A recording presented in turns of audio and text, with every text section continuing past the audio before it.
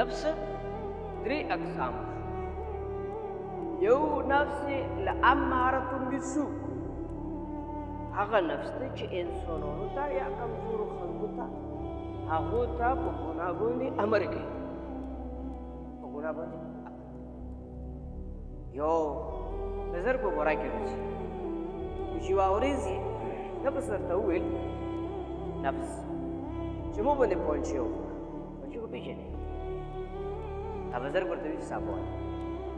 بیا ورته وایي چې صابونه شوبې ورته وویل چې پونچې راباندې وکړه بیا یې دا سړی ورته وایي دا ابوذر ورته وایي چې نه صابونه په درېیم کرت ورته بیا وي څلورم کرت پنځم کرت شپېرم کرت نو تقریبا 18 قوله بعد 17 سال بعد دغه بزرګ د نفس خبره وکړه ولوړو په زور ته او هغې پونچې یې په نفس باندې وخوړ په خپل زور دا بزرګ په خپله دا واقعه لیکي چې بیا دغه نفس ما ته چې وکړله مطالبه د زنو وکړله چې اله او شابه زنا و زنا وشي زه بیا لاړم چې کومه زنا اړې وې هغه ته چې هلته مو پیسې جمع کړلې نو چې کله شپه شوله مو ترې پوښتنه وکړله هغې ښځې نه چې دومره له پیسې وغوښتې د روپۍ وغوښتې د کومې خبرې راوغوښتې هغې ښځې ورته وفرمایل هغې ښځې ورته وویل چې ما ته نه دا پیسې دغې پر وغوښتې چې نن بدن نن شپه تو ته وکړتې چې څه کوې هغه دا بزرګ یې ورته وفرمایي چې ښه زه لاندې په کمره کې وده کېږم خو چې کله سهار شي خو زه د کمرې نه بهر کېږم نو ته صرف دومره وایه چې دا پلانکي بزرګ د ما سره زنا وکړله دا پلانکي بزرګ د ما سره زنا وکړله بس صرف دا یو ټکی وکړه ته پیسې واخله هغه زنانه ورته وفرمایي چې صحیح ده څنګه ته وکړم داسې به زه وکړم هسې به زه ومنم نو دا بزرګ چې کله شپه تېره شوله نو بیا یې چې کله راوړ شو نو دغې ښځې ما رقم طریقه کار وکړو خرڅه یې خلکو ته وویله چې خلکو راټول شو داسې کار وکړو بزرګ داسې کور وکړو نو چې کله خلک پرې راجمع شول ورته ویل چې ته بزرګ م یو داسې کار کوې دغه داسې وه دغه بزرګ یې دومره ووهلو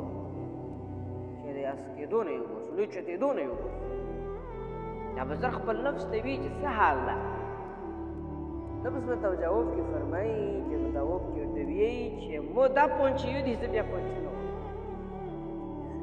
ځکه چې د نفس په غلطو آماده کې اوله ورځ مې یوه خبره اورېده یو عالم لوی شیخ الحدیث هغه ویل چې زه یوه ورځ خوراک کوم یوه ورځ یې نه کوم یوه ورځ اوبه څښم یوه ورځ یې نه کوم چا دې پوښتنه وکړه چې دا ولې ورته ویلې چې دا ځکه چې دا نفس نه دا سړي ته په ګناهونو باندې چې کوي رغبت کوي چې انسان ګناه ته متوجه کوي نو چې زه نفس چې کوم دی نیمګړی ساتم کله اوبه کمی ته محسوسوم او کله ورته د خوراک کمی محسوسوم نو چې بیا نفس کم شو او دویم نمبر نفس ولا اقسم بالنفس اللوامه نفس اللوامه نفس اللوامانه مراد هغه نفس دی چې تو ګناه وکړي بیا پسې توبه هم وباسي دا نفس ته چې توبه وباسه ته به دې محنت لګي په دغه نفس باندې چې کله نفس الاماره باندې خوري محنت تباو شي نو بیا د دغه نفس اللوامه جوړ شي بیا چې تفسیر ابن عباس رضی الله تعالی عنہ فرمایي چې دغه نه مراد د فاجر و د کافر نفس مراد یو تفسیر پکې ده او دریم نمبر یا ایتها النفس المطمئن نفس مطمئنه ده چې دا د پیغمبرانو صحابه کرام دای اطمینان داسې نفس چې دو ګناه ته رغبت نه کوي ګناه ته نه کېږي کمزوره نفس نه دی دا باندې بیا چې کله په نفس لوامه باندې پریس کې خوري محنت تباو کې نو هغې نه بیا چې جوړ شي مطمئنه نن خو چې کوم دی موږ هره خبره د نفس منو که نه اگر که غلط دی اگر که صحیح خو نفس خلکو ته غلطه خبره کوي بیا نن سبا د 2025 په 2024 والا خلک الله رب العالمین موږ تاسو ټولو باندې رحم وکړي او د نفس د چال او د فریب نه